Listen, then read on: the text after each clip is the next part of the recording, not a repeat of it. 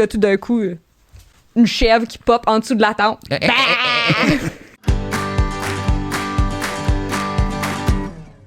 À travers cette vie nomade-là, ce qui se dégage, c'est ton amour du voyage. On est allé en Mongolie. Puis on a choisi la Mongolie parce que c'est un peuple nomade. Dans les 2 premières semaines de notre voyage, on a construit notre yourte. Puis le soir, on dormait dedans. C'était rendu notre nouvelle maison avec le cheptel qui suivait. On a trait des juments. On a bu du lait de jument caillé. Tu sais, c'était comme l'expérience manger local. Là. C'était quelque chose. Lait de jument fermenté qui goûte pas très bon, mais le lait de chamelle fermenté est beaucoup plus savoureux. Ah. Ouais. T'as testé les 2? Ouais. T'es allé en Mongolie aussi. Tu peux pas refuser en Mongolie parce que c'est l'hospitalité totale, mais donc, il faut que tu boives des bols de lait de jument fermenté. Le lait de jument fermenté, ça goûte le vomi. Et ça donne des gaz le lendemain, là. C'est horrible.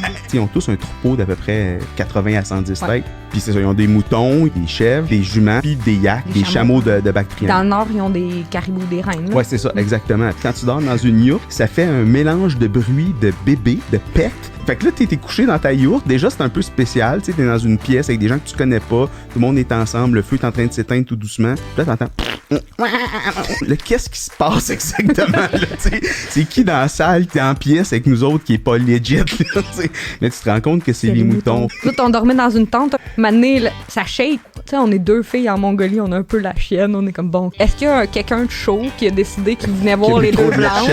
Trop de lait de jument. Trop de lait de jument. Puis là, tout d'un coup, une chèvre qui pop en dessous de la tente.